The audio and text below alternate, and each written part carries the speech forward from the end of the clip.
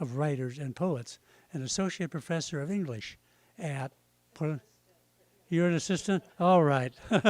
Well, that's good. Sorry, she's an assistant professor of English at Portland State University. Let's welcome our co-host, Sue Reese. Or some people, Susan O. McKee Reese and Thomas O'Hogan, but you know,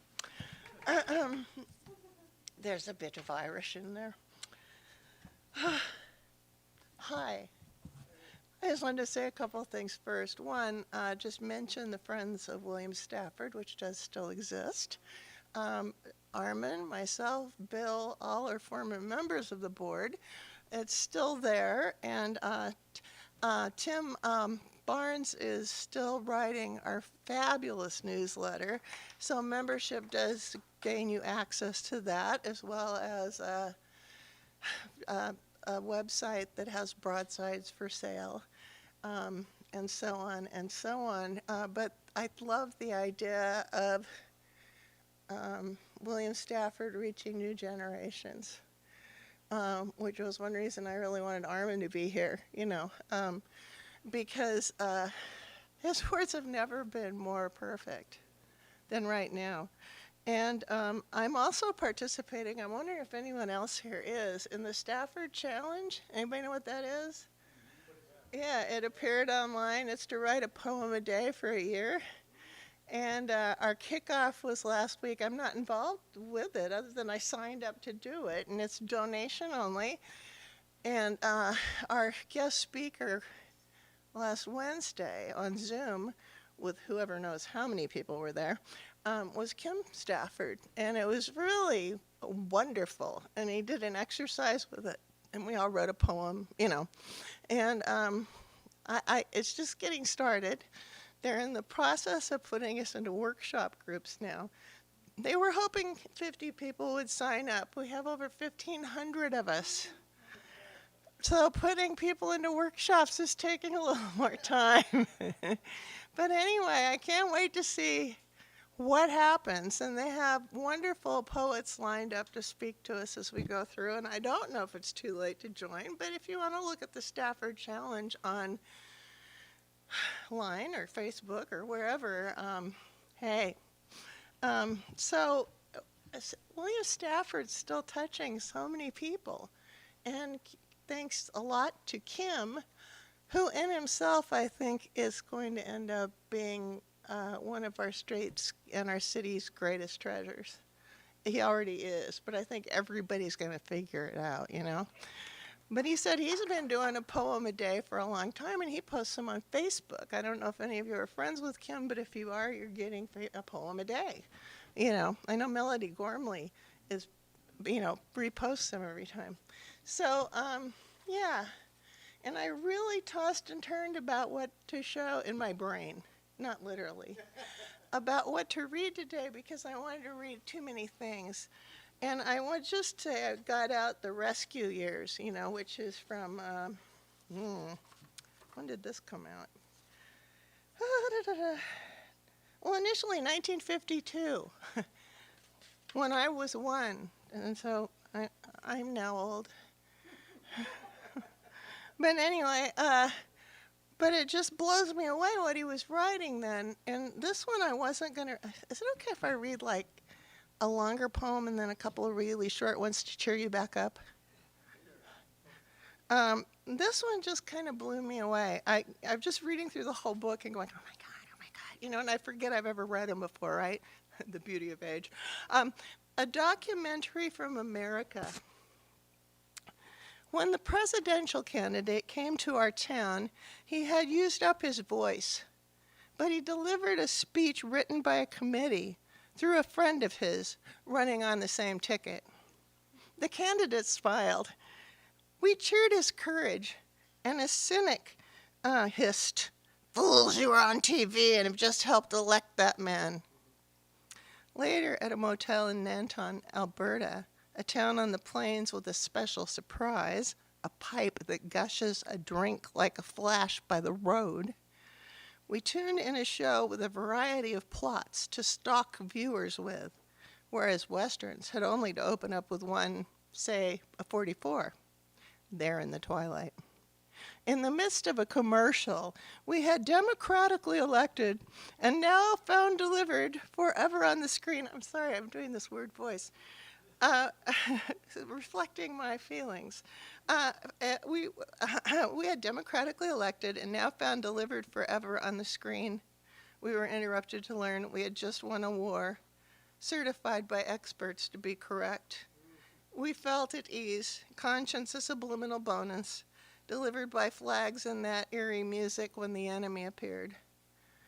Then there was our candidate smiling at our crowd, just as an interviewer invaded our motel to ask what program we were watching. Oh God, we said.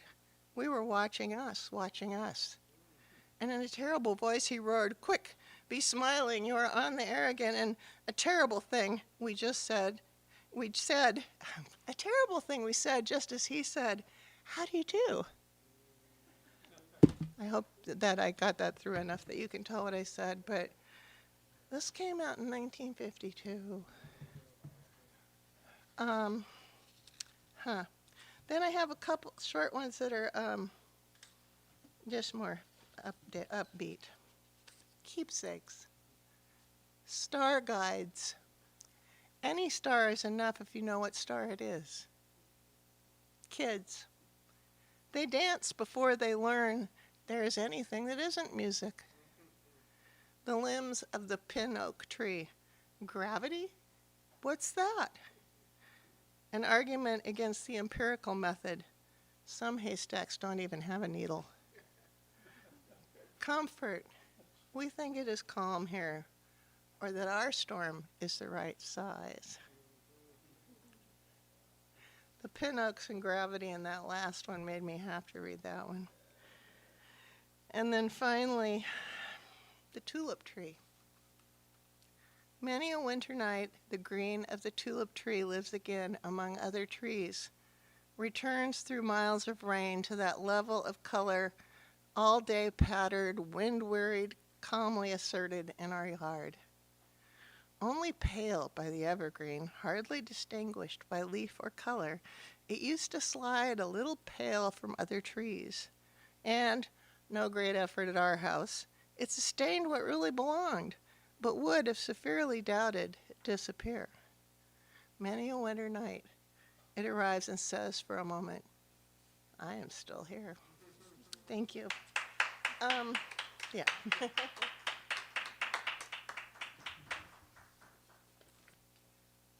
Thank you very much, Sue. Sue and I have a lot of Irish. We both have a lot of Irish in our backgrounds. We were very fortunate in Milwaukee to have Jim Shugrue read. Those are the days when we were in the Pond House. And we're fortunate again to have him with us today. He's published 3 chapbooks, Floating Verses from Barebone Books, Small Things Screaming from 26 Books, a finalist for the Oregon Book Award, and Icewater from Trask House Books, as well as Cards and Letters, a collaboration with Paul Schaap, a visual artist. He's also had the good fortune to receive a fellowship from the Oregon Arts Commission and an Open Voice Award from the West Side Y in New York. Individual poems have appeared in a number of journals and anthologies. So, would you join me in help me welcoming our first featured reader today, Jim Shugrue. Woo! Yay! Thank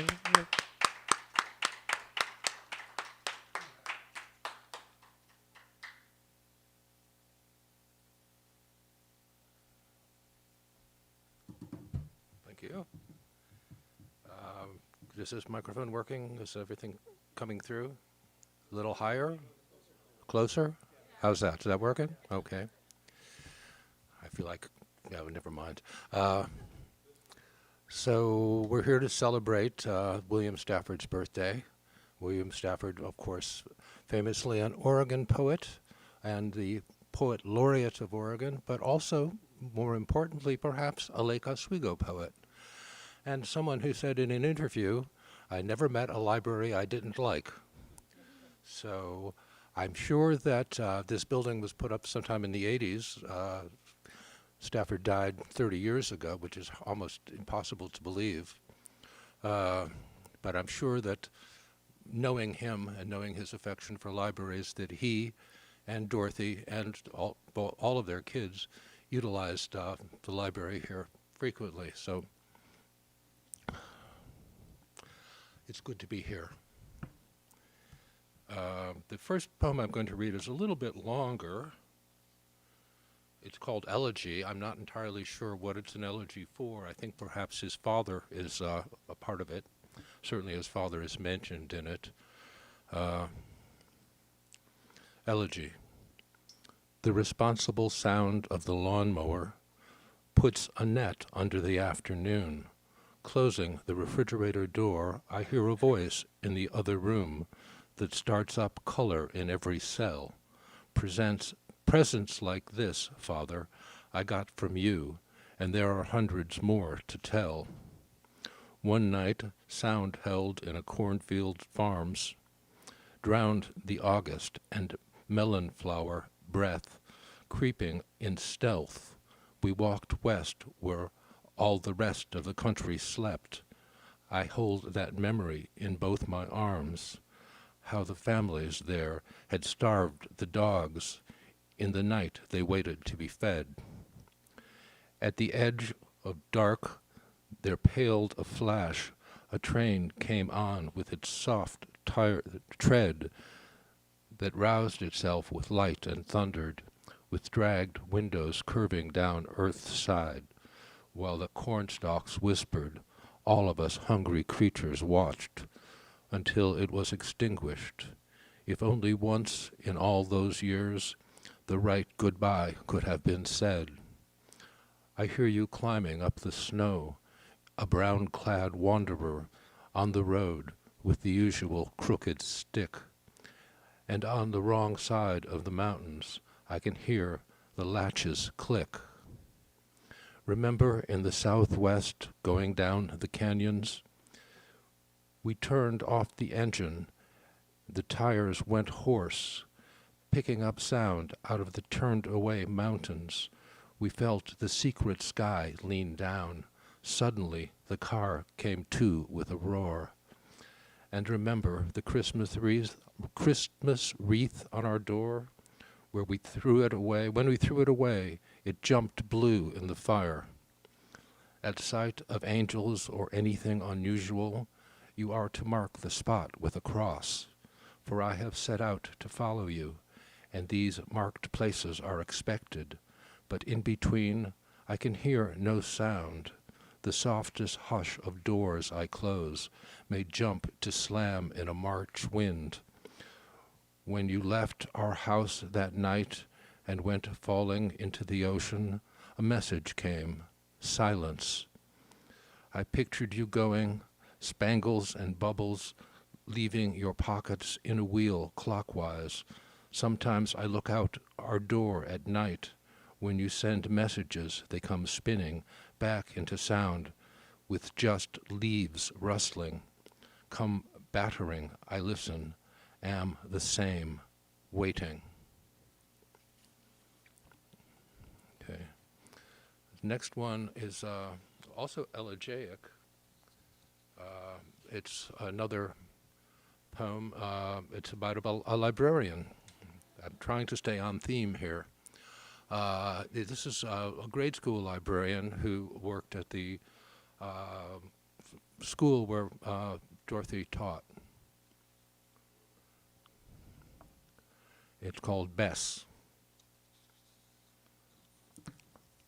Ours are the streets where Bess first met her cancer. She went to work every day, past the secure houses. At her job in the library, she arranged better and better flowers, and when students asked for books, her hand went out to help. In the last year of her life, she had to keep her friends from knowing how happy they were. She listened while they complained about food or work or the weather, and the great national events danced their grotesque fake importance always. Pain moved when she moved. She walked ahead, it came. She hid, it found her. No one ever served another so truly. No enemy ever meant so strong a hate. It was almost as if there was no room left for her on earth, but she remembered where joy used to live.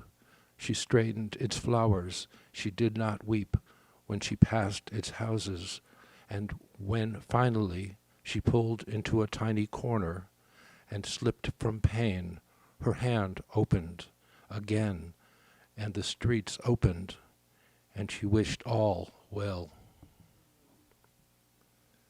The mention of the weather in there, of course, and Christmas is seasonal, I guess. I'm thinking about Weather Permitting, which is the title of the manuscript I'm currently circulating, and which is being rejected by many, many presses. So weather permitting got us here today. Weather permitted us to arrive. I'm going to read two poems. One is actually a poem for or about or to William Stafford.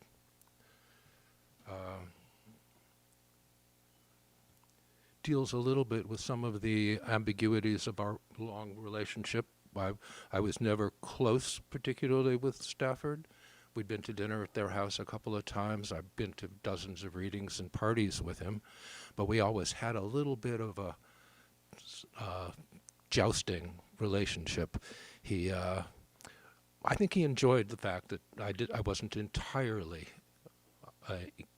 committed to his program. Anyway, Stafford, it's called. I get up early to write. We have that much in common. I'd never presume to call you friend, though we met from time to time and talked of this and that. In the decades since you died, I've read again a few times through your books. Your voice is still alive there in them, and I hear it like I hear the song of a familiar bird, native to a place I've come to be as much at home in as any refugee can be. You are a part of everything here, and though we disagreed about a lot, I've come to recognize how rare it is to speak with anything like certainty, the words a place requires, any tenuous place where people come to find and lose themselves for good. And this last one, since many references to mountains in titles and poems of Stafford's. So this is a more recent poem of mine, which has, it has mountains in it. All mountains are volcanoes in their dreams. And we who live between two chains of them can feel the ocean underfoot, the roil of insolvent rock that underlies our frail designs. Nothing's solid here, where sky melts into rising mist and streams of memory's declension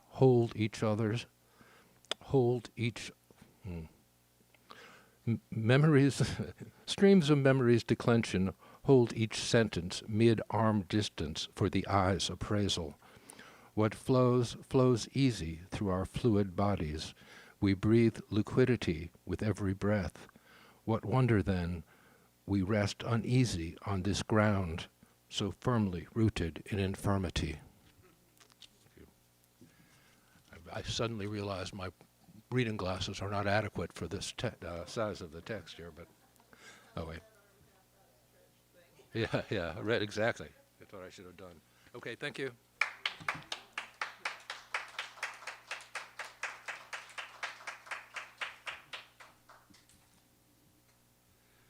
Thank you so much, Jim, and thank you for sharing some memory of your relationship with Bill Stafford. That is so valuable for us to hear that. So, thank you. Thanks for reading your poems too. Something I forgot to do, and we've all been fortunate. Nobody's got a call or a beep yet. So if everybody would silence their telephonic devices as I just did a couple of minutes ago, that would be great. So please do that. We've been very fortunate to have Lisa Steinman read in Milwaukee. Lisa has published 9 books, 3 about poetry and 6 poetry collections. Her most recent book of poetry is Absence and Presence from the University of Tampa Press. Her work has been recognized by the National Endowment for the Arts, the Oregon Arts Commission, Literary Arts, and the Rockefeller Foundation, among other places. From 1983 until last year, she co-edited with Jim Shugrue the poetry journal Hubbub. Would you join me in welcoming our second featured reader tonight, Lisa Steinman? Lisa. Right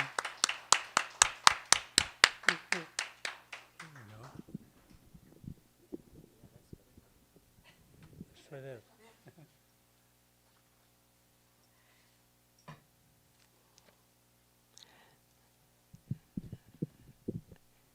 Okay, does that work? I too need reading glasses. Jim should have mentioned he's all Irish. Both sides of the family. Anyway, I've come to and even spoken at a number of celebrations of Bill Stafford's birthday. Like Jim, I can't believe how long it's been. I doubt, therefore, that I have any anecdotes I haven't already shared with people about conversations I had with Bill and with Dorothy ever since I first met them. In fact, it was 1977 at a post-poetry reading reception where the 3 of us had retreated from the crowds into the kitchen. At the time, I was still in my 20s. I was new to the Pacific Northwest. I was starting my first full-time job, well, my first paid full-time job. And at the time, Bill and Dorothy were welcoming. We spoke about Portland, about where I'd come from.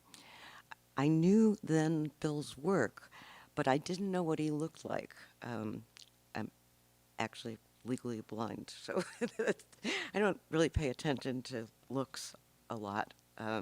Any case, I wasn't aware that he was the person I was talking to, and I don't remember much that we talked about.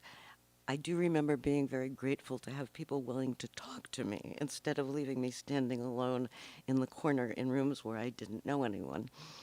In any case, we did have quite a few conversations after that over the years, many of them about poetry, and more tacitly, I think, about places and the way places shape people and are shaped by people.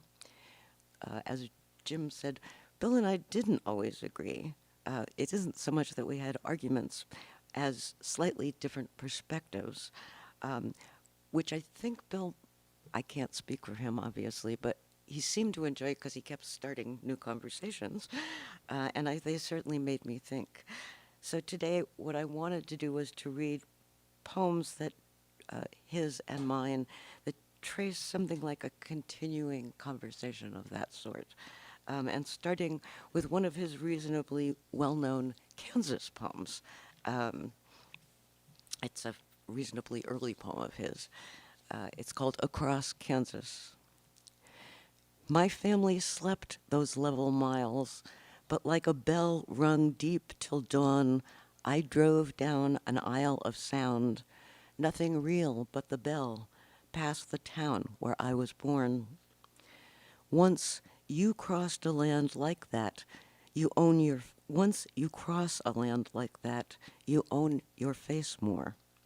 What the light struck told a self. Every rock denied all the rest of the world.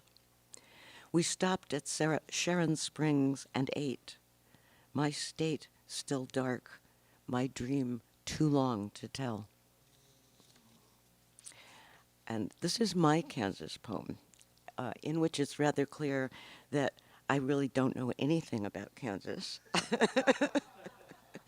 And my brief acquaintance with it, that is the state, began with some rather preconceived stereotypes, though I hope I let Kansas have the last word. It's called Taking Flight. Crossing Kansas, we eat at Carl's Jr. A historical marker says Newt Rockney's plane crashed in between the picnic tables and the trash can. We were trying to see the country, to stop, to savor each place we stayed.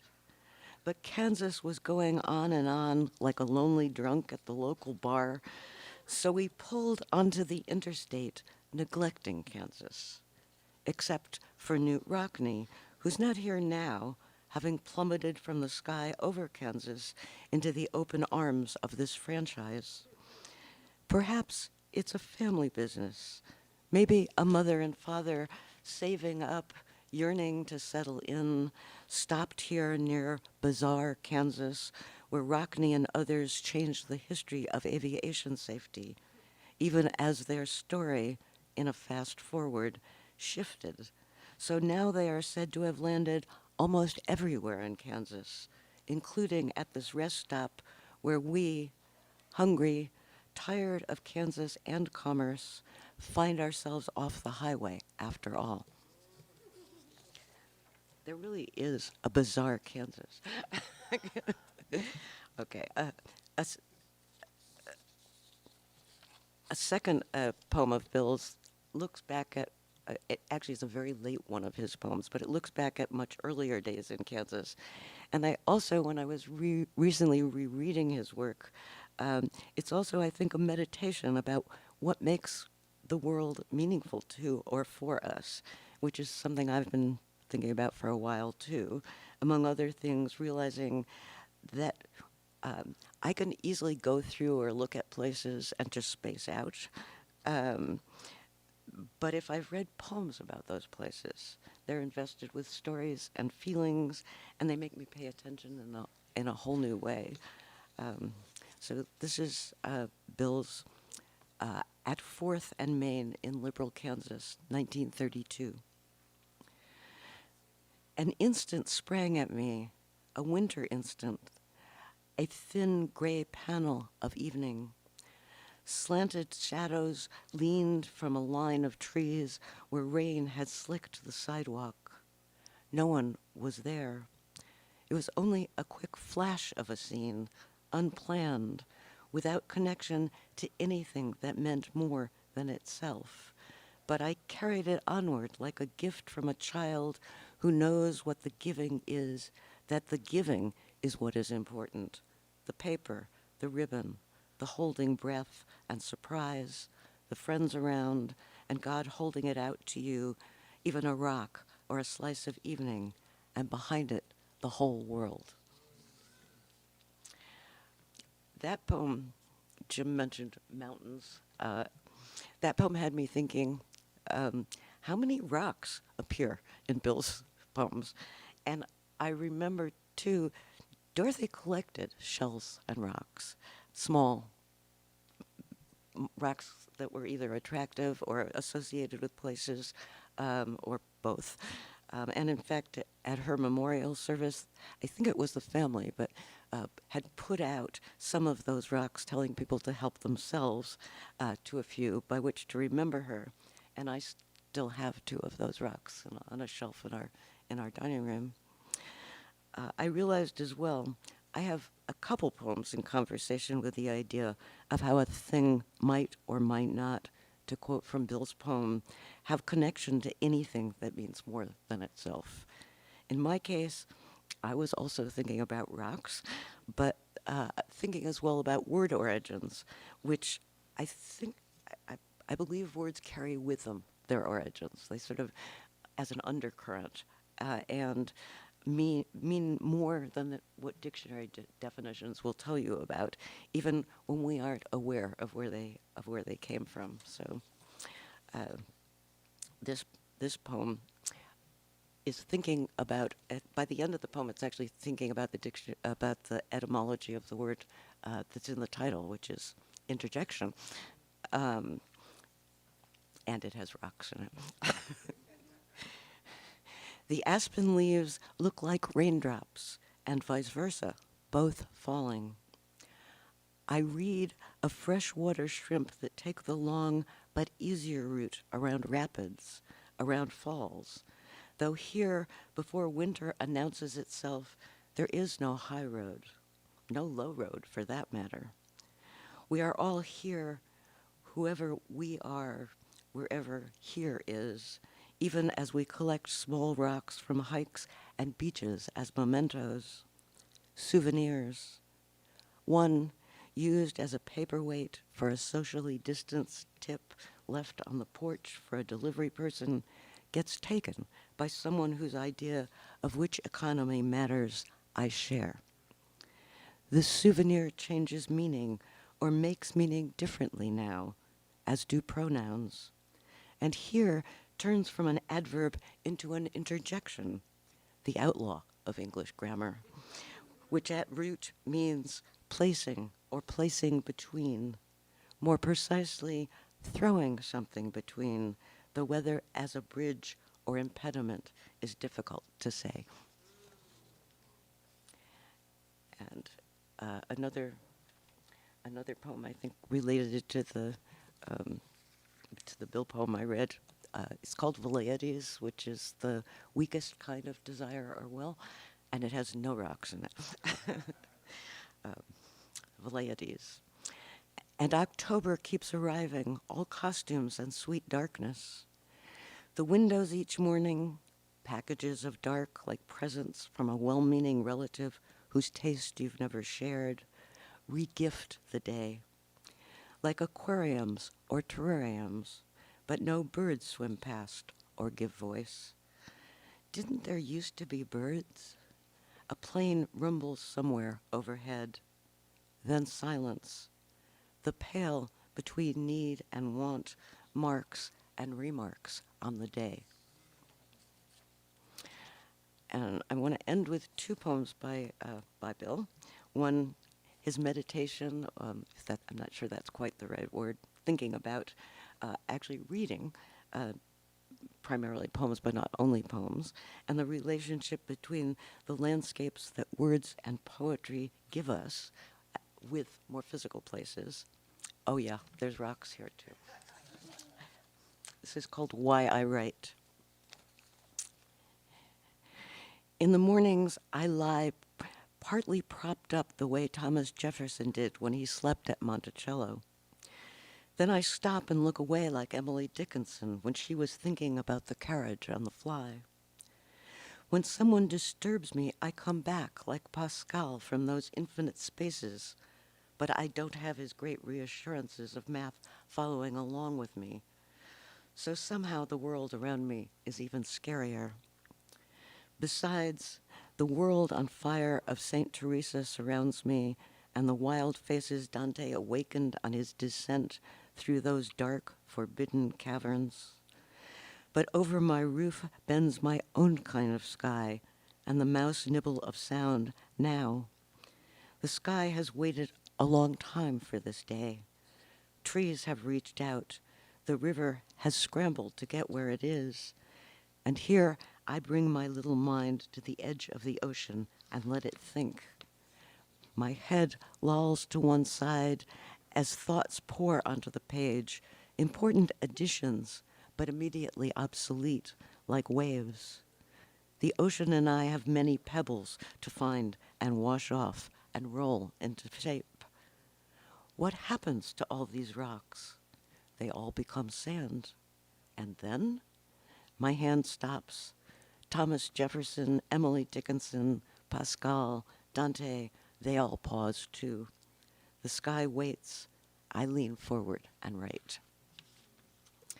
And finally, because it seems very right for this occasion, a very late, actually the one I just read is also a very late poem, a shorter poem, No Rocks, by Bill. It's called You Reading This, Be Ready. Starting here, what do you want to remember? How sunlight creeps along a shining floor? What scent of old wood hovers? What softened sound from outside fills the air? Will you ever bring a better gift for the world than the breathing respect that you carry wherever you go right now? Are you waiting for time to show you some better thoughts? When you turn around, starting here, lift this new glimpse that you found. Carry into evening all that you want from this day. This interval you spent reading or hearing this. Keep it for life. What can anyone give you greater than now, starting here, right in this room, when you turn around?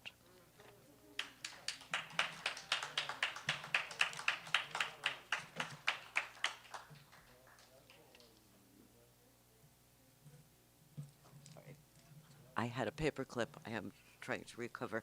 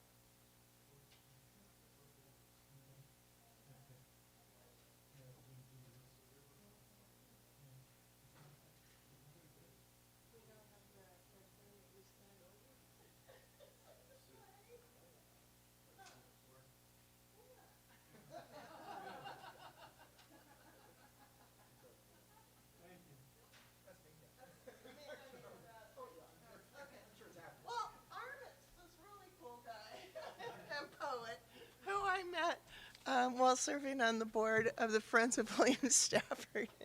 And the one thing I know right now that's really great is that he is now poet laureate of Clark County, Washington, 2021 to 24. Maybe they'll extend it. You never know. And is the author of the collection We Meant to Bring It Home Alive from Alternating Current Press. He earned his MFA at an MFA at Rutgers University, Newark, and his writing has appeared in journals including Raven Chronicles, Portland Magazine, and Pontoon Poetry. He works for a local government agency addressing poverty and educational gaps. He is a phenomenal clapper, a passable ukulele player, and a bumbling but enthusiastic fisherman. More info at www.armandtolentino.com. Armand Tolentino. Woohoo!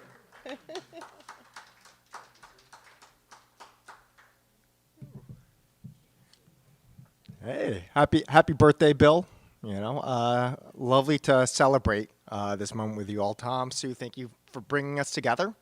So lovely, Jim and Lisa, to get to hear these conversations that you all have in writing. It just makes me think. I'm from the East Coast. I think I have some East Coasters with me. I'm from Jersey, and so definitely growing up in New Jersey and becoming a poet in New Jersey, I'd heard of William Stafford. Certainly, I mean, if you're in the United States and you're a writer, you're going to hear of William Stafford. But it's sort of the thing that when you move here, you truly understand the impact. Right? It's like you know what the Columbia River is if you're from the East Coast. You've heard of this river. And then you come here and you see its depth and its reach and the literary tradition, the community that William Stafford built. I mean, it clearly, years on, continues. And so all those tributaries continue in all of us and those conversations in writing that we have with each other. So I'm just honored to get to read a little bit with you all and select a couple of poems that have touched me in William Stafford's enormous canon of work. And one thing that I thought was neat was, like, we didn't pre-plan this, right? Like, we all knew, hey, we could pick some poems. We probably won't overlap because, what'd you say, Lisa? There were like 200,000. I can't remember how many poems. Lots of zeros, some commas in there. Lots of poems in this oeuvre.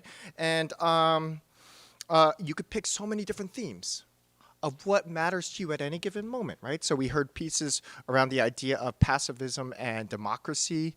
We've heard pieces about being present and aware and noticing the moment, pieces on the physical natural world. One through line of his work that I really have always been compelled by is his idea of darkness, right? Dark comes up a lot. I think that maybe part of that is writing really early in the morning. You could probably speak to that, Jim, right? Just like if you're up early and you're surrounded by darkness and quiet, that comes up in your work a lot. But I think also just the sense of travel and unknown. There's a fear to it because biologically, our bodies respond to the unknown as a threat. That's just biologically how we're built. And what I love about the work is this idea that darkness and fear are not things that we're trying to eradicate in his work. There are things that we name and learn to live with. And I think that's quite beautiful. So let me read a couple that I think speak to that feeling. This one is called, "For My Young Friends Who Are Afraid." There is a country to cross you will find in the corner of your eye, in the quick slip of your foot, air far down, a snap that might have caught. And maybe for you, for me, a high passing voice that finds its way by being afraid. That country is there for us, carried as it is crossed. What you fear will not go away. It will take you into yourself and bless you and keep you. That's the world, and we all live there. I love that idea of a country that that is carried as it is crossed. That we cross something and then we carry it still with us. And the idea that fear blesses us. Let me read one other small one that I think speaks to this idea of the unknown and the darkness. Late at night, falling separate into the dark, the hailstone yelps of geese pattered through our roof. Startled, we listened. Those V's of direction swept by unseen, so orderly that we paused. But then, faltering back through their circle, they came. Were they lost up there in the night? They always knew the way, we thought. You looked at me across the room. We live in a terrible season. A few poems of mine that I think talk a little bit about that idea of darkness and facing it, naming it. The Susquehanna River, if you're not familiar, you got some nice rivers around here. The Susquehanna, yeah, yes, sir. Oh, okay, which part? In Pennsylvania, in. Oh, okay, yeah, okay. This is more inspired by the Havre de Grace, Maryland sort of portion of it, I think, if my geography is right. Last night. Susquehanna, really beautiful river, right? Out there on the East Coast, yeah, so feeds into the Chesapeake Bay. I think, what's his name? Who wrote On the Road? That guy, Kerouac. Kerouac said it was like the most depressing river, something like that. He knew about depressing things. Last night, Orion. I looked up and saw Orion stalk between the cracks in the clouds. Because my car was dead midway across the Susquehanna. Reckless hunter. I saw all the stars where the shattered sternums of caribou split with his arrows. The vast tundra of heaven littered with cooling bodies. My car was frozen, as was my resolve, staring over the railing of the Haddam. I could walk south to Havre de Grace, or north to Perryville, or stand breathless above this sacred river until the bridge crumbled and emptied into the Chesapeake. Where did he dress the kill? The blind of clouds would shift to flash the sneering moon. I did what I have always done, thinking all the while, what you kill, you take with you.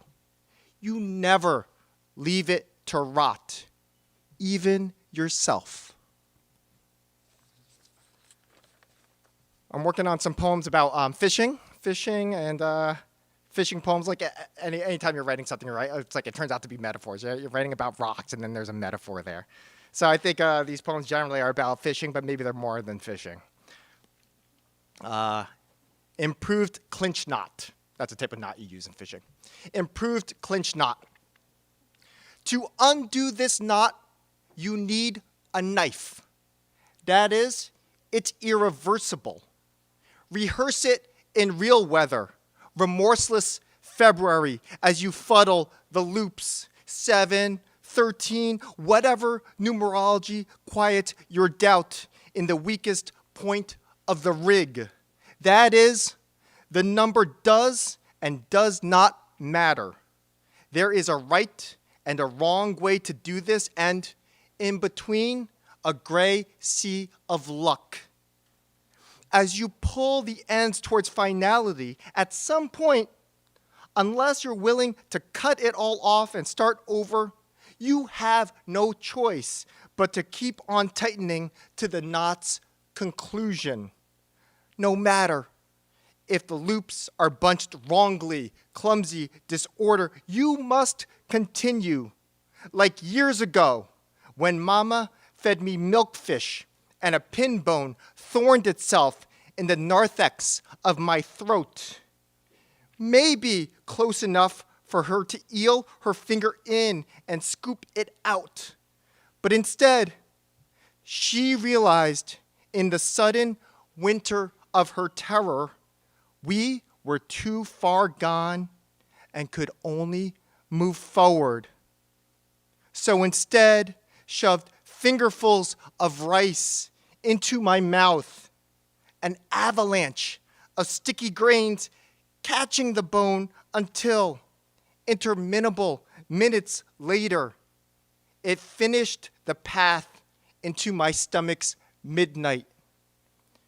You'll know that feeling too, when you doubt you're not and cast anyway into the evening and wait to see if your luck holds fast. All right, thank you. One more poem for y'all. And yeah, thinking about William Stafford and just his practice with poetry every day, it inspires me, even though I don't wake up at 4 a.m. to write, just to keep at it. That we think it matters, right? So here, a poem's not good for much. Tonight, whatever is due is still due, and whatever's cracked is still cracked, whether you write a poem or not. The debts you owe are still your debts, and the hurtful truths hurled at you by once friends still bitter your thoughts.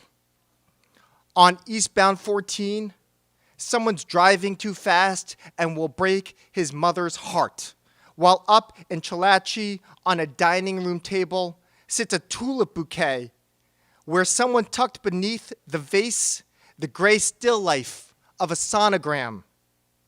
Tonight, your regrets are still yours, but thicker each year, burying their taproots ever deeper in your neck. All of this is true, and no poem you write will unload your dishwasher, or dissolve cholesterol, or shield your loved ones from the stranger on the light rail platform, clenching a hammer and standing too close. Maybe, at best, a poem could fill the white space of a card. or a napkin, or the white space of your brain, where the deluge of living in this holy and hideous world has flooded over any sturdy place to stand. All that white space inside you, like an ocean. And you, inside the ocean inside you, helpless, flailing. No poem subdues the riptide. But maybe you can write one word as the life ring, and a second as the rope, a third word as the leg of the dock pockmarked with barnacles and sea lettuce. Maybe you can write the next word as the knot secured to your wrist, and the next as your shoulder blade. On and on in this manner, writing yourself here, today, in the white vastness of this lifetime, you, the mark on the page, still holding on. Thank you.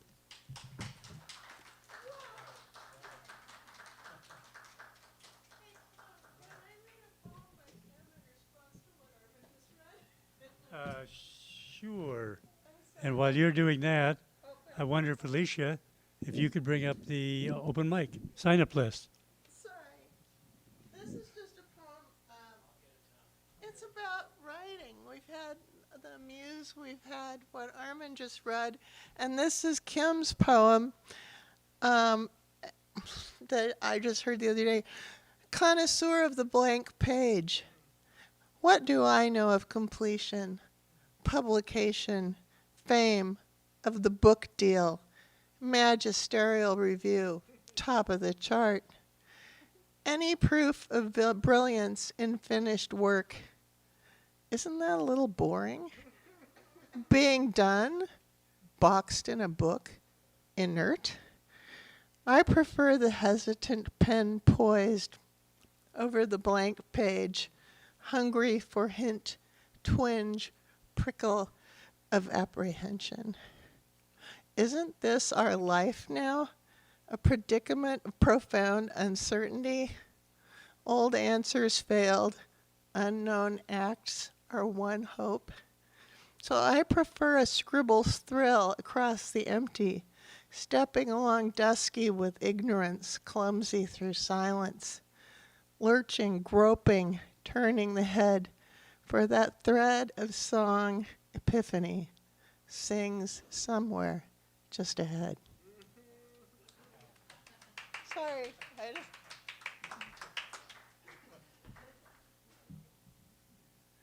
Hey, thank you, Sue. So we are at the open mic portion of our program, and the thing to be aware of is the library closes at 5, so we're looking at wrapping up the open mic at 4:30. So we have about up to, 25 good minutes, maybe a half an hour to read poems. I have the list here, and there's 2 people on it. My lovely wife, Jane Rickenbaugh, and Bill Hoff. How? Okay. And sure. And there will be an opportunity for anyone who hasn't read a poem who would like to read a poem. And I think that we're going rounds, and we can do 2 poems. You may have only been prepared to read 1, because that was what the initial ask was. But if you want to read 2, why don't you do that? So that'd be Jane, and then Bill. I'll put my name on. I'd like to read a couple more poems. And anyone else who would like to, please do that. So let's start and welcome our first reader in the open mic, my lovely wife, Jane.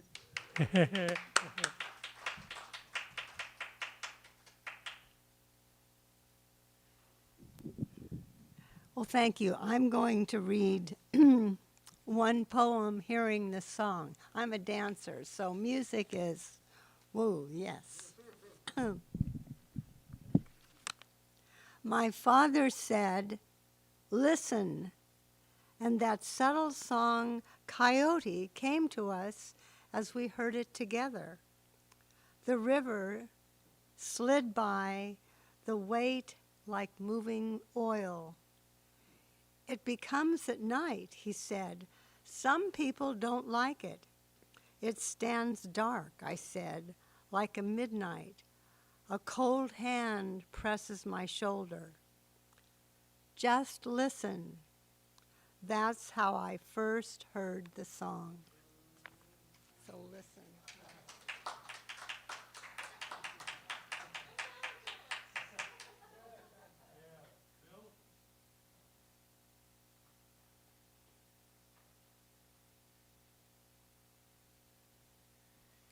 Thanks, Tom and Sue, for organizing this, and it's wonderful to be here. I actually moderated the William Stafford birthday thing in Lake Oswego with Paul Ann half a dozen times, and when Dorothy was still around, and we had this little shtick, which I'm going to read to you. First book of poetry I bought was I was a sophomore in high school. It was Bill's first book, and I moved up to Lake Oswego after law school. And lived a few blocks from here, as did the Staffords, who lived like 5 blocks that way and a couple blocks up to the west.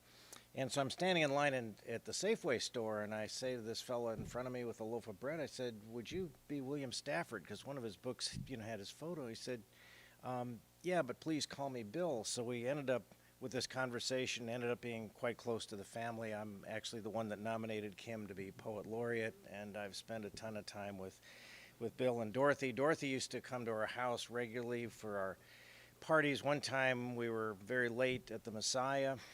The next day we picked her up, we went to a ballet, and after that we went out to, this Atwood's was still in operation at the top of the U.S. Bank Tower, and Joy and Dorothy, first thing that we do is sit down. They go to the bathroom, said order us each a glass of white wine. So the waiter comes up, and I said, 2 Chardonnays, and they said, "Well, are these friends of yours, these women, are they over 21? I said, "Well, look, the last time Dorothy's been carded, Franklin Roosevelt was president, right?" Bill wrote a poem called Passing Remark, and Dorothy and I did this probably 30 times. Often I'd be someplace, actually when Paul Ann was Poet Laureate, she toured, I can't remember, 20,000 miles or something through Oregon, and we'd go to these little places in John Day and Prairie City and Burns, and Dorothy would be on the phone, and we'd hold the phone up to the mic and stuff like that. And so Bill wrote this poem called Passing Remark. It's about Dorothy, and it goes, "In scenery, I like flat country. In life, I don't like much to happen. In personalities, I like mild and colorless people, and in colors, I prefer gray and brown. My wife, a vivid girl from the mountains, says, 'Then why did you choose me?' Mildly, I lower my brown eyes. There are so many things admirable people do not understand." Dorothy was not wild about this poem. So she decided she was going to write her version of Passing Remark, which I would read Bill's and then Dorothy would read hers. Dorothy's version goes as follows. "In scenery, I like mountains. In life, I like a lot to happen. In personalities, I like lively, surprising people, and in colors, I prefer green and blue. My husband, a mild man from the prairies, says, 'Then why did you choose me?' Slyly, I lower my green eyes. There are so many things that even poets do not understand." And by the way, Dorothy signed a copy of this. If anybody leaves their email address on the sheet, I'm happy to email you a copy. It's got her signature on it and so forth. In college, I studied English at University of Oregon for the fellow who loved William Stafford's poetry. But I was also a philosophy major. And so one of the poems of Bill's I really enjoyed is called Ultimate Problems. "In the Aztec design, God crowds into a little pea that's rolling out of the picture. All the rest extends bleaker because God has gone away. In the white man design, though, no pea is there. God is everywhere, but hard to see. The Aztecs frown on this. How do you know he's everywhere? And how did he get out of the pea?" Could I impose on you folks to read one of Kim's poems? Kim and I are very involved in a thing called SAGE, Senior Advocates for Generational Equity. It's an effort to, our piece is called the Citizen Project, and we're trying to break down political polarization. I'm not sure if anybody thinks we're polarized here, but we do. And we had and at our first meeting where we had historians speak, and they said, look, you know, we've had immigration riots, we've had political assassinations, with some of us have lived through. We had a civil war after all, so maybe we got to figure out a way to get past this. Most recently what we're doing, and this poem is being read at all of these, is I'm speaking at Rotary clubs and city clubs and stuff like that to try to encourage people to recognize the humanity in people they might not agree with. So as I said, Kim, if I can find the right sheet, Kim wrote a poem for the Citizen Project. And by the way, Kim's writing, I'm on the board of this group that does family law conferences, and I was going to this deal. I called Kim. I said, Kim, I always like to open these board meetings with a poem, and you know, I don't want to read the same ones over and over again. Do you have any suggestions on something that might be okay? This is like 9:30 at night. Well, by 6 o'clock the next morning, he sent me 2 poems that he just wrote. So what Kim wrote for the Citizen Project is called Practicing the Complex Yes. When you disagree with a friend, stranger, or a foe, how do you reply but not simply say no? For no can stop the conversation or turn it into an argument or worse. A conversation that must go on is a river must, a friendship, a troubled nation. So may we practice the repertoire of the complex yes. Yes, and in what you say I see. Yes, and at the same time. Yes, and what if? Yes, I hear you. And how? Yes, and there's an old story. Yes, and as the old song goes. Yes, and as the child told me once. Yes, yes, tell me more. I want to understand, and then I want to tell you how it is for me. Thank you. Thanks. Thank you. Wow. Thank you very much, Bill. And for sharing that. Let me see if there's anyone who has not read a poem who would like to read a poem. I would like to read a couple more. And these are both from his book, The Way It Is, New and Selected Poems. And the first one is a poem I haven't read, Friends. How far friends are. They forget you most days. They have to. I know, but still it's a lonely just being far and a friend. I put my hand out. Then this chair, this table, so near touch, that's how to live. Call up a friend? All right, but the phone itself is what loves you, warms you, your ear or your hand. Or you lift a pen to write. It's not that far person, but this familiar pen that comforts you. Near things, friend. Here's my hand. I like that. Here's my hand. So reaching out and connecting with people who agree with us and people who don't agree with us. Important point. The other one I'd like to read is Looking Across the River. We were driving the river road. It was at night. There's the island, someone said. And we all looked across at the light where the hermit lived. I'd be afraid to live there. It was Ken, the driver, who spoke. He shivered and let us feel the fear that made him shake. Over to that dark island, my thoughts had already crossed. I felt the side of the house and the night wind, unwilling to rest. For the first time in all my life, I became someone else. I became someone else. It was dark.